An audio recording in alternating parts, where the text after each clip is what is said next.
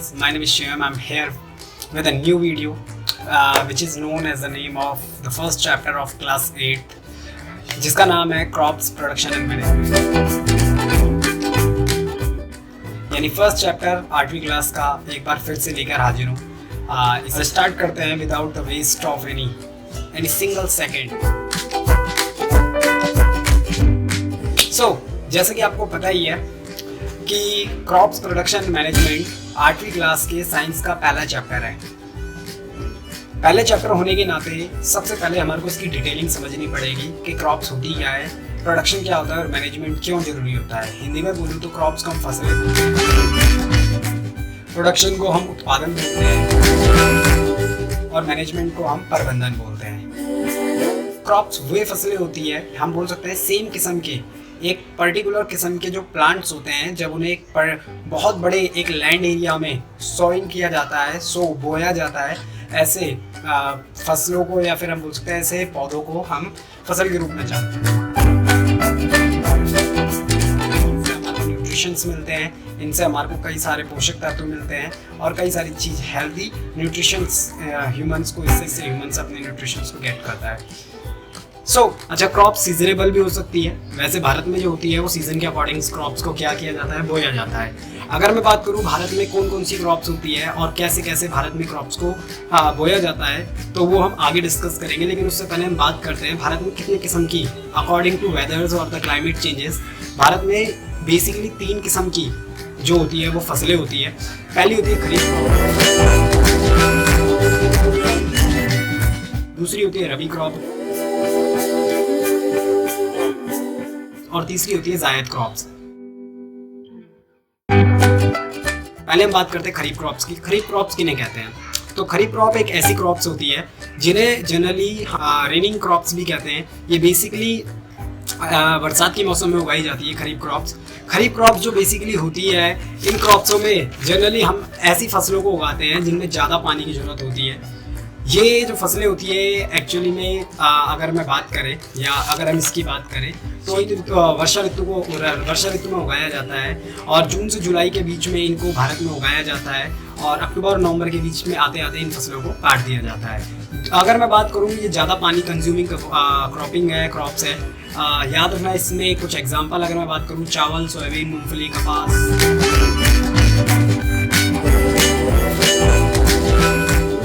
बात करते हैं जिसका नाम होता है रबी फसल। ये फसल हम बोलते हैं इसे शीत ऋतु में उगाई जाती है। इन्हें नवंबर टू दिसंबर में उगाया जाता है और मार्च अप्रैल में काट दिया जाता है इन फसलों को। ये फसलें ज़्यादा कंज्यूमिंग ऑफ वाटर नहीं होती है, इनको पानी की ज़्यादा ज़रूरत नहीं होती है। खरीफ के मुकाबले रबी फसलों कम पानी में भी बोई जा सकती है। अगर मैं बात करूँ तो गेहूँ, चना, मटर ये कुछ उदाहरण हैं रबी क्रॉप्स के।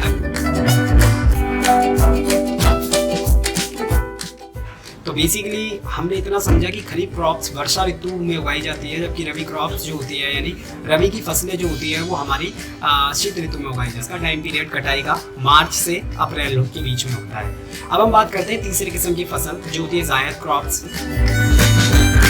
फसलें भी बोलते हैं। ये गर्मी के यानी ग्रीष्म काल में उगाई जाती है। एक ऐसा समय है जब भारत में गर्मी पड़ती है और क्योंकि इस फसल में कोई अनाज नहीं आता है, बेसिक इस फसलों में या तो आपकी सब्जियां आती है या तो आपकी दालें आती हैं।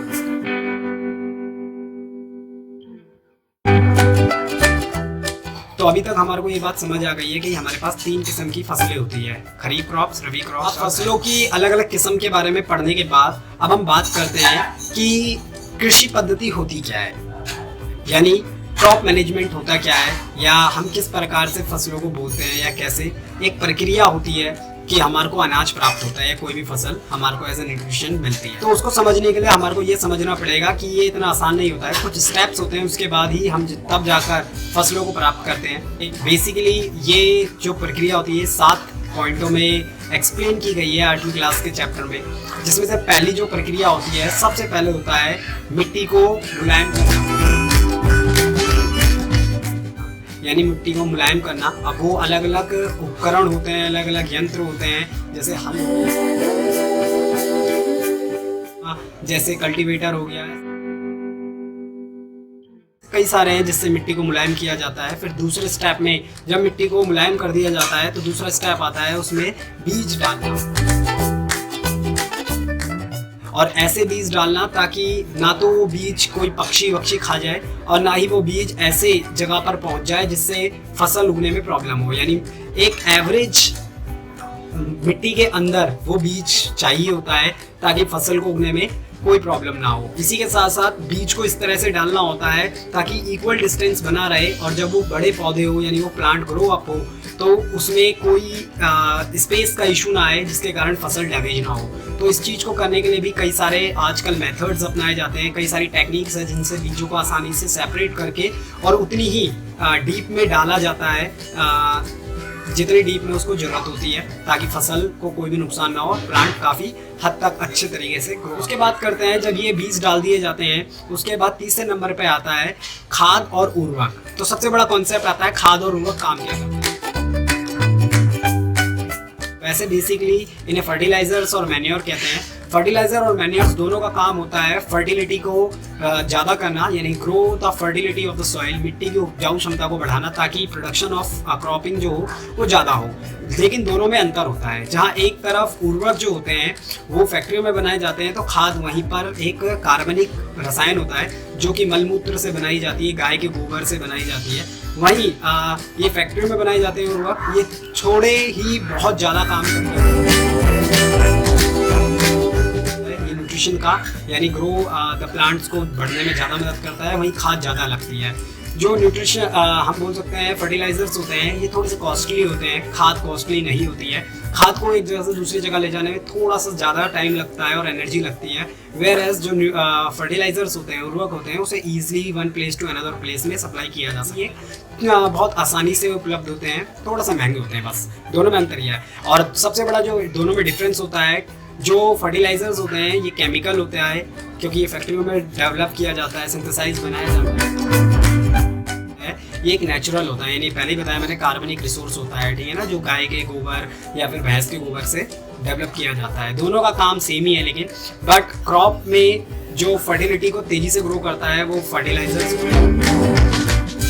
क्रॉपिंग में जो मैन्योर्स होते हैं उनके अंदर इतनी कैपेसिटी नहीं होती है कि वो एकदम तेजी से फसल को ग्रो अप करें और उन्हें बढ़ने में मदद। जैसा कि अभी तक हमने पढ़ लिया है कि मिट्टी तैयार करने के बाद उसमें बीजों को डाला जाता है, लेकिन हमने ये नहीं पढ़ा कि जो मिट्टी को तैयार किया जाता है उसके लिए जिन जिन प्रकार के यंत्रों का उपयोग किया जाता है, एलिमेंट्स का यूज़ किया जाता है, वो कौन कौन से में पढ़ते हैं। तो सबसे पहले हम बात करते हैं कृषि औजारों की।